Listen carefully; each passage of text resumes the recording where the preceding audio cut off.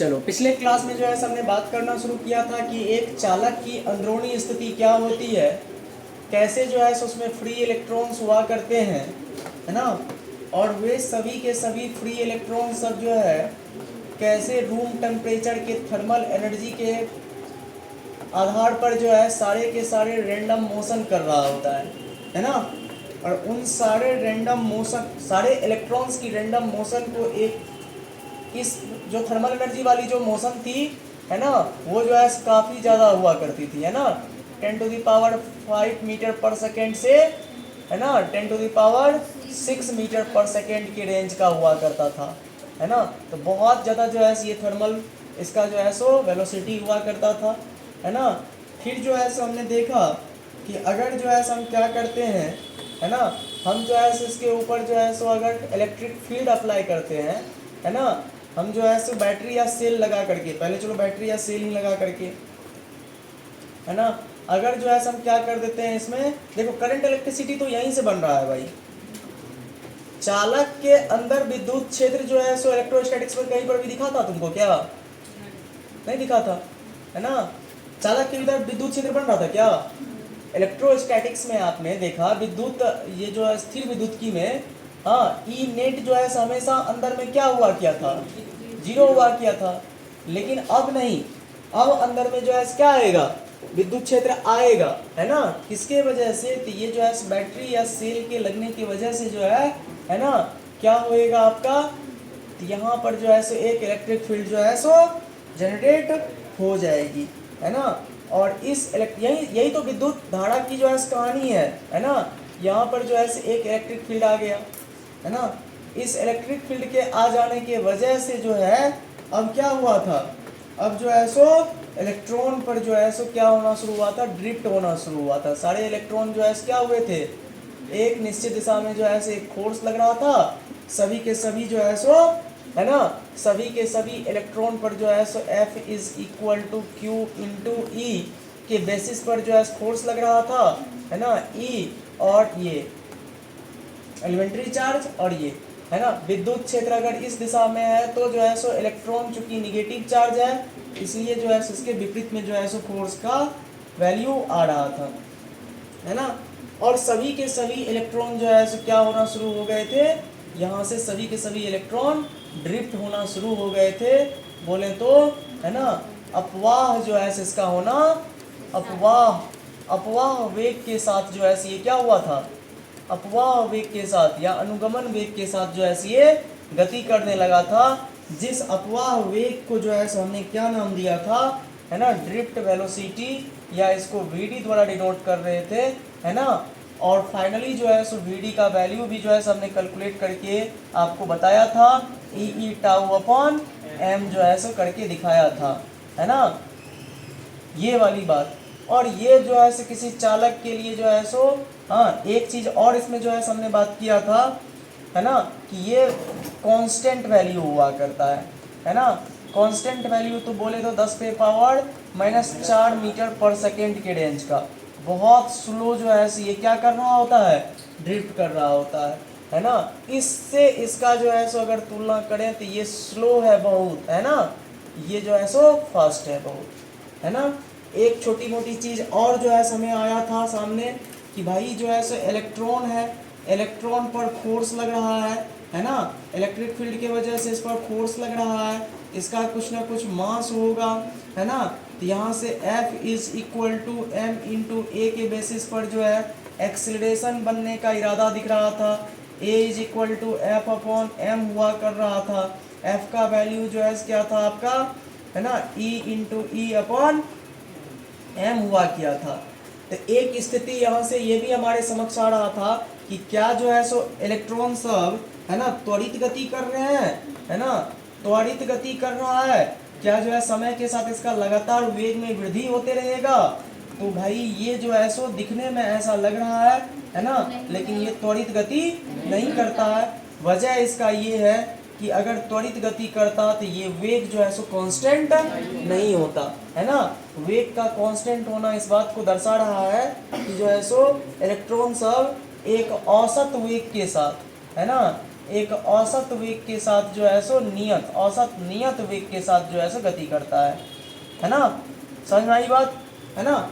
ये ओवरऑल वजह है इसका है क्यों त्वरित गति नहीं करता है, त्वरण दिखने के बावजूद भी जो है त्वरित गति क्यों नहीं करता है। कोई पूछेगा ऐसा कैसे हो गया कि यहाँ पर जो है सो वेग कांस्टेंट हो गया लेकिन त्वरण दिख रही है। तो इसका पीछे का जो है सो मैंने बताया था आपको कि रैंडम मोशन की वजह से जो है लगातार क्या हो रही है, लगातार जो है सो एक तरह की कोलिजन हो रही है ना। मतलब एक तरह से जो है सो जहाँ से इलेक्ट्रॉन हटा वहाँ पर प्लस चार्ज बन गया, तो दूसरा इलेक्ट्रॉन जो है सो वहाँ पर जाकर के क्या हो रही है, अट्रैक्ट हो रही है ना। तो लगातार क्या कह सकते हैं उसको, टक्कर कह देता हूँ मैं, लगातार है ना टक्कर हो रही है ना। टक्कर के कारण जो है सो वेग में जो है इंक्रीजमेंट कारण है ना क्या हो रही है, वेग जो है सो औसत वेग नियत रह जा रहा है ना। औसत वेग जो है सो नियत रह रहा है सभी इलेक्ट्रॉन्स का। एक इलेक्ट्रॉन का भी देखोगे तो वही कहानी हो जाएगी, है ना। एक इलेक्ट्रॉन भी पता नहीं किधर किधर जा रहा है यार, है ना।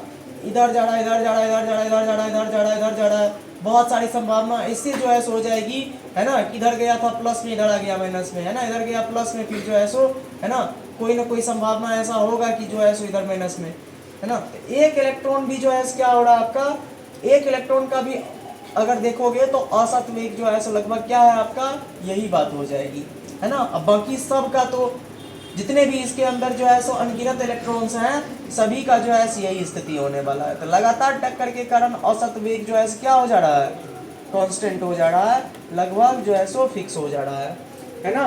तो ये सब बातें जो है हमने किया था, त्वरण वाली जो है सो स्थिति नहीं होगी, है ना।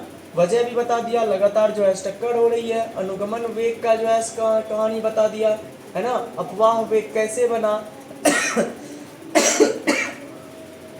अपवाह वेग जो है कैसे बना, तो जब जो है बाहर से हमने क्या किया कि एक्सटर्नल जो है अप्लाई किया, तो उसके वजह से जो है इलेक्ट्रॉन पर फोर्स लगना शुरू हो गया, जिसकी वजह से वो एक निश्चित दिशा में चलना शुरू हो गया।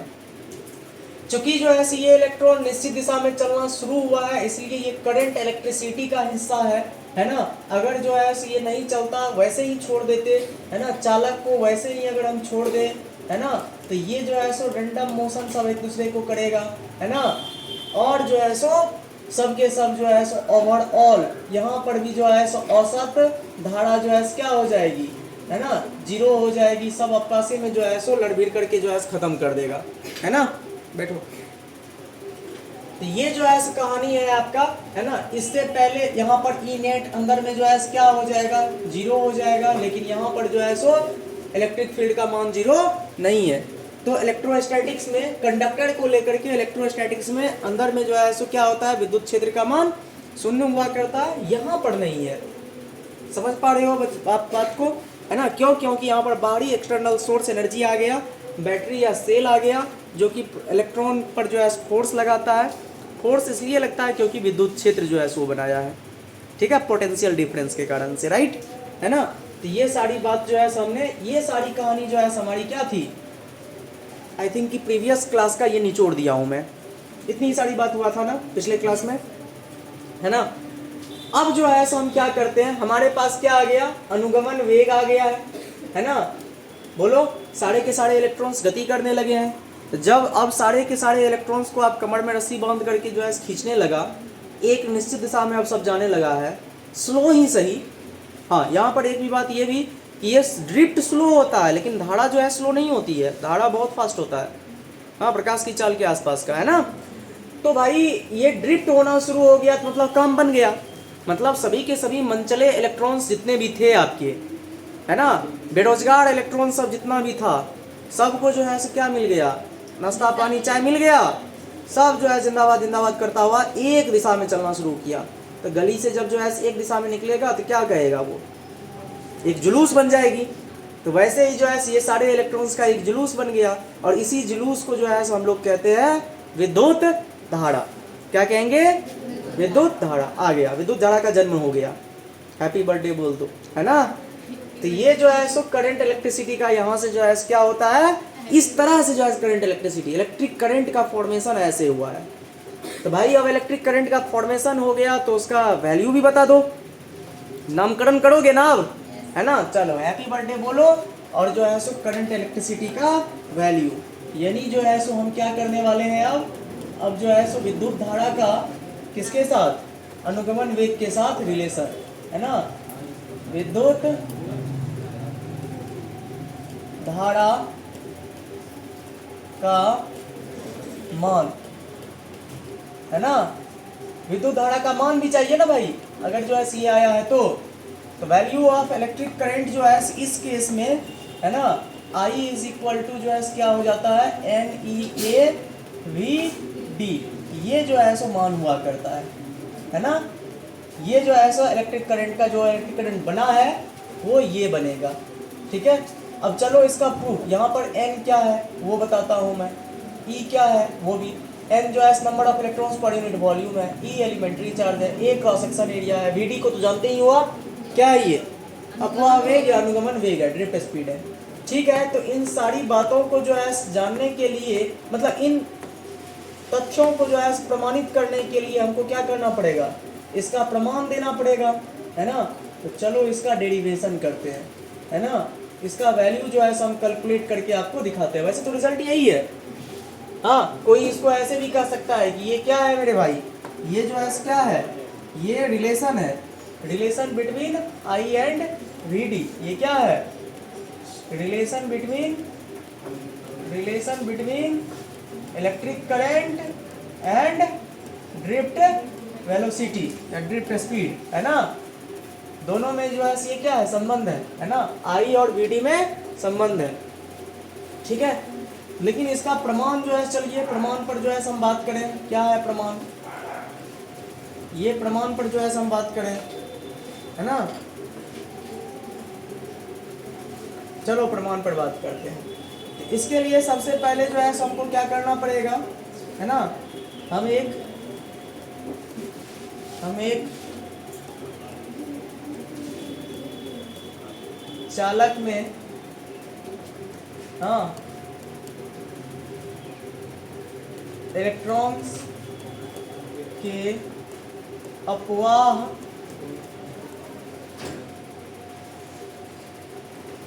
को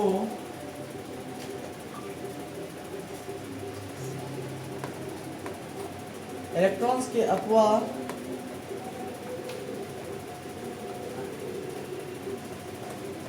की स्थिति को लेते हैं, स्थिति को लेते हैं, है ना। चलो भाई जो है हम क्या कर रहे हैं, हम जो है सो आपका एक जो है कंडक्टर ले रहे हैं, है ना, ये जो है हमारा ये चालक है,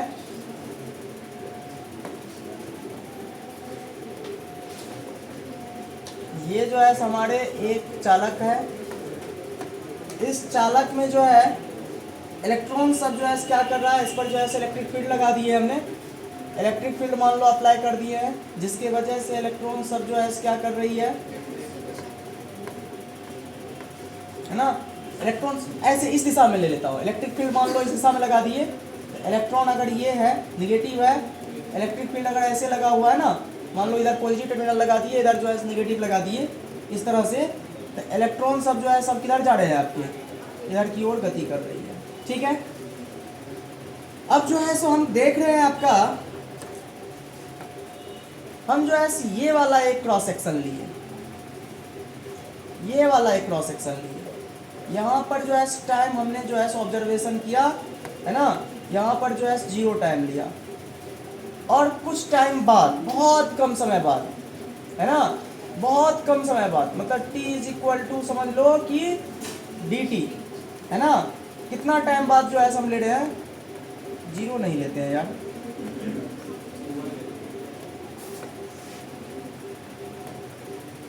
t is equal to t0 ले लेता हूँ, है ना, और यहां पर जो है हम क्या ले लेते हैं, t is equal to t0 plus dt, मतलब बहुत कम समय बाद जो है हम ये स्थिति को देख रहे हैं, समझ रहे हो। अब यहां पर जो है इलेक्ट्रॉन सब था, पहले मान लेते हैं कि हम इस स्थिति में इलेक्ट्रॉन सब था, ये सारे के सारे इलेक्ट्रॉन्स जो है गति करके जो है इस टाइम तक में कहाँ पर आ जाएगा, यहाँ पर आ गया, है ना। ये सब के सब गति करके जो है यहाँ पर आ गया, सारे इलेक्ट्रॉन जो है सो मूव कर गए, करेगा ना। इलेक्ट्रॉन भरा पड़ा है पूरा एकदम, इलेक्ट्रॉन हर जगह जो है बड़ा पड़ा है, मैं इतना कोई दिखा रहा हूँ, बहुत सारे इलेक्ट्रॉन है, फ्री इलेक्ट्रॉन्स, है ना, बहुत सारे इलेक्ट्रॉन्स है ना, पूरा एकदम जो है खचाखच इसमें इलेक्ट्रॉन ही भरा हुआ है, हर जगह है भरा हुआ, है ना। हम जो है इस समय वाला इलेक्ट्रॉन को ध्यान दिए तो कुछ टाइम dt टाइम बाद जो है ये सारे इलेक्ट्रॉन्स यहाँ पर शिफ्ट हो गए, इलेक्ट्रॉन ड्रिफ्ट हो रहा है ना, आगे जाएगा ना कुछ समय बाद, चला गया, ठीक है। अभी जो है हम इस स्थिति में क्या कर रहे हैं, इकाई आयतन में यहाँ जो है हम क्या कर रहे हैं, एक दो चीज मान ले रहे हैं, है ना। इकाई चालक के इकाई आयतन में, है ना, चालक के इकाई आयतन में मुक्त इलेक्ट्रॉन्स की संख्या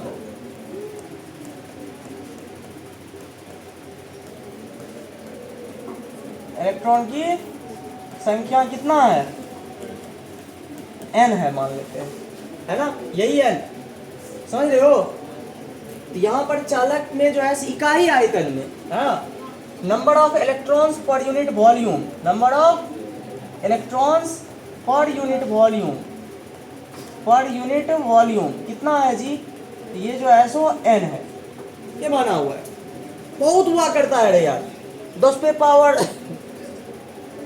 है ना 21 30 ऐसे जो है हुआ करता है, बहुत हुआ करता है, अनगिनत इलेक्ट्रॉन्स हुआ करते हैं, है ना, बहुत ज़्यादा हुआ करता है।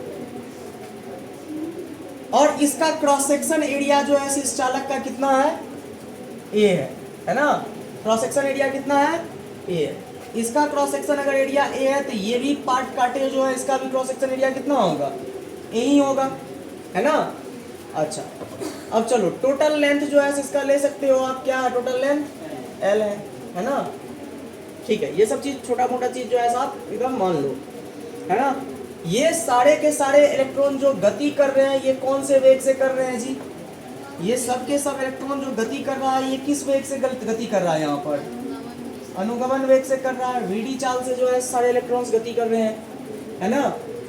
अच्छा, अब चलो हमको जो है धारा चाहिए, हमको क्या चाहिए, धारा चाहिए। तो धारा के लिए जो है क्या होती है, धारा के लिए हमको जो है चार्ज चाहिए, आवेश चाहिए, है ना, और समय चाहिए। धारा का मान तो ऐसे ही ना आता है, विद्युत धारा कैसे आएगा, आवेश, हाँ, प्रति इकाई समय में आवेश। तो भाई जो है सो समय ठीक है, इस इतना दूरी पर जो है अभी हम फोकस करते हैं, है ना, ऑब्जर्वेशन मेरा यही पार्ट का है। तो समय तो यहाँ से यहाँ तक का जो है हमको दिख रहा है ना, समय जो है टी नॉट से जो है T naught plus D T, मतलब टाइम गैप तो दिख रहा है डी टी का, ठीक है। यहाँ से यहाँ तक में आवेश का मान कितना होगा, यहाँ से यहाँ तक में इस समय अंतराल के बीच में आवेश कितना होगा। तो एक बात बताओ, एक यूनिट वॉल्यूम में, एक यूनिट आयतन में कुल इलेक्ट्रॉन्स की संख्या कितना है। देखो भाई, आवेश चाहिए हमको, अब धारा निकालने के लिए क्या चाहिए, आवेश चाहिए।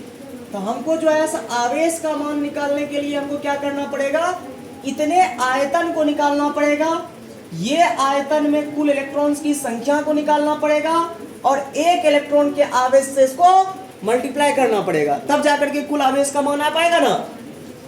अरे भाई 10 गो इलेक्ट्रॉन है, अगर तो 10 गो इलेक्ट्रॉन है तो 10 को अगर 1.6 से गुना कर देंगे हम, माइनस 10⁻19 से, तो क्या आ जाएगा, कुल इलेक्ट्रॉन की संख्या, ये कुल आवेश आ जाएगा ना। वैसे भी Q इज इक्वल टू क्या पढ़े हो आप, N into number of electrons into elementary charge पढ़े हो ना। आवेश अगर चाहिए हमको तो कुल इलेक्ट्रॉन्स की संख्या से एलिमेंट्री चार्ज को गुणा करना पड़ेगा। तो कुल इलेक्ट्रॉन की संख्या जो है इसके अंदर कैसे आएगा, इकाई आयतन में इलेक्ट्रॉन्स की संख्या n है, तो इतने आयतन में कितना होगा, एक आयतन में n, तो इतना आयतन में इतना आयतन, ये आयतन निकालोगे तब ना, समझ रहे हो आप? तो ये आयतन पहले निकालना पड़ेगा हमको। तो यहां से यहां तक जो है सो क्या आयतन निकालने के लिए जो है हमको क्या करना पड़ेगा, इस पूरे पार्ट का आयतन निकालने के लिए कोई भी देखो वॉल्यूम, सिलेंड्रिकल जो है इस पार्ट का अगर वॉल्यूम निकाला जाए तो वॉल्यूम इज इक्वल टू क्या होता है, बेस एरिया इनटू लेंथ। अरे ठीक है, क्या तुम क्या बोल रही हो बच्चा, क्या बोल रही हो बताओ? पाई आर स्क्वायर एच, यही ना बोलना चाह रहे हो बेलन का? ये पाई आर स्क्वायर क्या है, बेस एरिया, एच क्या होता है, ये इतना दूर का हाइट, तो वही बेस एरिया इनटू हाइट। ये यहाँ पर हाइट नहीं है, यहाँ पर क्या है इसका कुछ ना कुछ लेंथ होगा, है ना? तो मान लेते हैं इतना दूर में जो है कितना लेंथ जो है ये गया होगा, डीएल लेंथ मान लेते हैं, बहुत थोड़ी ना गया होगा, कितना मान लेते हैं, डीएल लेंथ मान लेते हैं, है ना? टी नॉट से T naught plus D T time में जो है बहुत छोटा ही दूरी गया होगा ना, तो बहुत छोटे दूरी को जो है हम क्या मान लिए यहाँ पर, डीएल मान लिए, ठीक है? अब जो है हमको क्या करना पड़ेगा, टी नॉट से T naught plus D T समय अंतराल में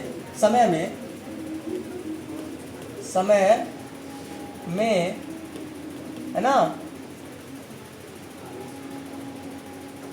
इलेक्ट्रॉन्स की संख्या में कुल इलेक्ट्रॉन्स की संख्या, तो इलेक्ट्रॉन्स की संख्या जो है कैसे निकाला जाएगा, इकाई आयतन में इलेक्ट्रॉन, इकाई आयतन में इलेक्ट्रॉन इनटू क्या हो जाएगा, कुल आयतन,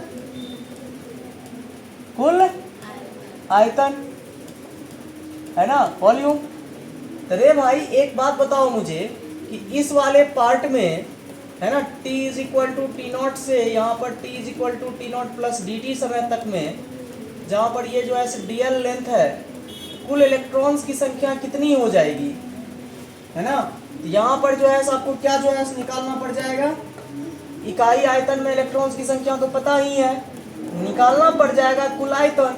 तो आयतन के लिए आप जानते हो बेस एरिया इनटू हाइट, तो बेस एरिया जो है क्या है, आयतन निकाल रहा हूँ, बेस एरिया इनटू हाइट कितना है, डीएल है, तो ए इनटू डीएल, ये क्या हो गया, इतना दूर में इलेक्ट्रॉन्स की संख्या हो गया, नहीं हो गया, कितना दूर का इलेक्ट्रॉन्स का संख्या हो गया।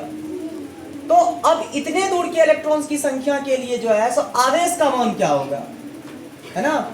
यानी इस छोटे से पोर्शन डीएल लेंथ में, है ना, इस डीएल लेंथ में जो है कितने इलेक्ट्रॉन्स हो गए, डीएल लंबाई में इलेक्ट्रॉन्स कितने हो गए, एन इंटू ए इंटू डीएल, इतना ही ना हुआ इस डीएल लेंथ में, और इतना ए जो है क्रॉस सेक्शन एरिया, इतना आयतन में, डीएल लेंथ नहीं बोले, इतना छोटे से आयतन में, है ना? ये जो है सो इलेक्ट्रॉन्स की संख्या हुआ।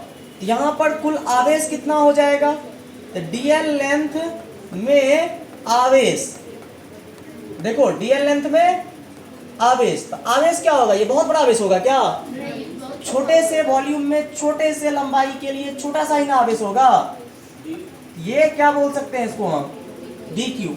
अच्छा, आवेश का फॉर्मूला क्या होता है, Q is equal to N into, N क्या हुआ करता था, इलेक्ट्रॉन्स की संख्या, इंटू ई क्या हुआ करता था,